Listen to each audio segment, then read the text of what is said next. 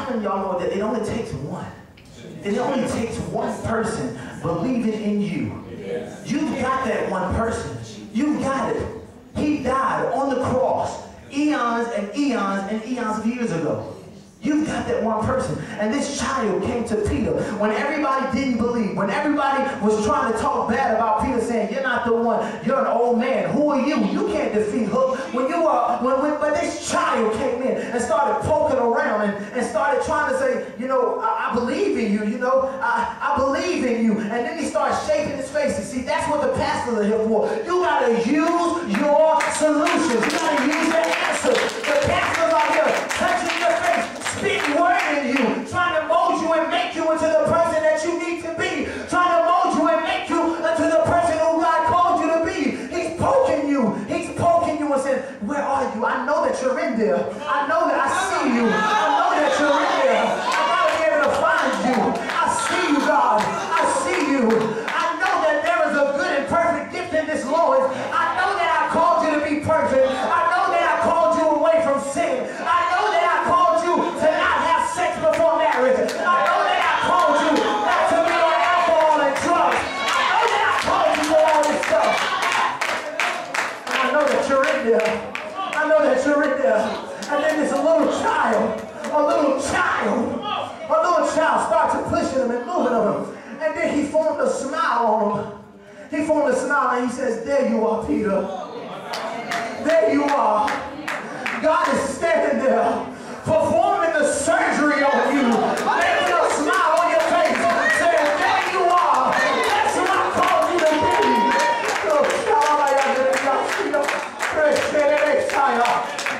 That's what I called you to be. That's what I didn't call you to have sex before marriage. I didn't call you to be on welfare. I didn't call you to the projects. I didn't call you to have babies out of wedlock. But since you've lost your way, I'm still here, transforming you, trying to poke you, trying to stick you into the man that I called you to be. All you gotta do is believe. All you gotta do is believe. Some of us don't believe that we can be perfect. Some of us don't believe that we can be the people that God has called us to be. It is not too hard if you believe. If a little child, one little child, everybody else is back behind Rufio, not believing. But I'm here to tell you that God is in heaven. Pastors are here. They believe in you. They believe in you. You don't have to struggle. You don't have to go through what your ancestors went through. You don't have to be broke, busted, and disgusted for the rest of your life. You don't have to stay in the pocket. You don't have to stay in pocket, baby. You got it. God already placed it in you. All you got to do is tap into the source. All you got to do is put a smile on your face and say, God, I believe. This little boy started poking him. Took off his glasses, started shaping his face, forming it, and he formed a smile. And he says, there you are, Peter. But it wasn't just Peter. It was the supernatural Peter. It was Peter Pan. The man that could fly. The man that could just think about food being on the table and it appears. The man that defeated Hook. And if you look at any Peter Pan story, the dagger that Peter had was about this big. The dagger that Peter had was about this big. You're standing, feeling like you're this big.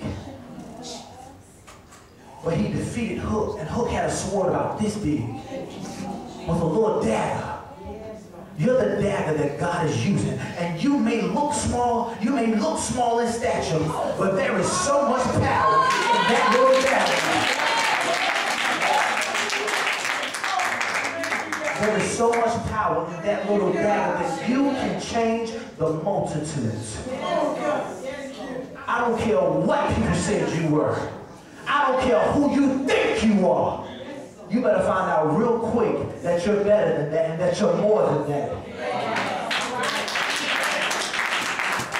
Don't Don't you understand that you can change your family? We have living witnesses right in here. One person, one child that was steady praying, steady fasting, steady in their word.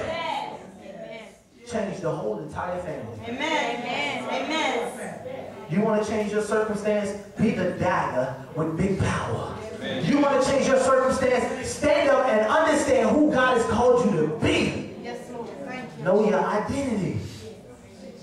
Stand up. One person. The Bible says that one can put 1,000 to flight. Two can chase 10,000. One. This one little boy. One little child. He wasn't a grown man. He was a child. Found out who the real Peter was. Who the real Peter Pan was. You don't have to be like that. I don't care what your family situation is. I don't care what your family is doing, what brother, sister, cousin. I don't care what they're doing. I don't care what happened in your past. All you got to do is know who you are. All of them lost boys was relying on Peter Pan to be Peter. They didn't really believe in Rufio.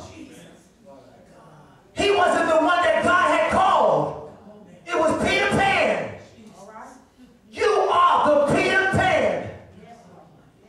He didn't call Rufio. Rufio was very significant. The time that Peter was gone, Rufio was very significant. But he didn't call Peter. He didn't call Rufio. He called Peter Pan. All of the lost boys didn't believe. They didn't believe but one little person. Keep playing it.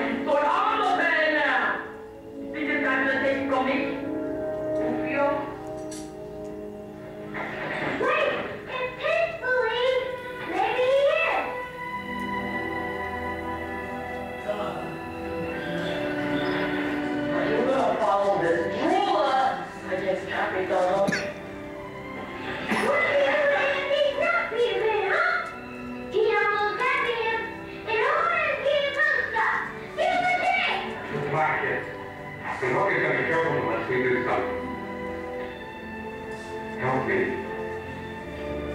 Please.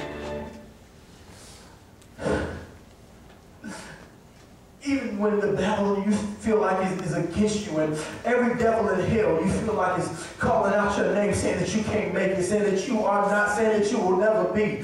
Even when the devil, even when you think the battle is over, even when you think you've lost, God is standing right there fighting your battles. This little dude, this movie blessed my socks off, because this little child stood up to Rufio, no matter how big he was, saying that if Tink believed, we can believe too. If God believes in me, who am I to say that I'm not? If God believes in me, who am I to say that I'm not Peter Pan? Those lost boys were grabbing on his hook. They needed Peter Pan to be Peter Pan. They needed him to be the Pan. There is somebody needed for you to be the Pan. There is somebody in your family needed for you to be who God has called you to be, so they can make it.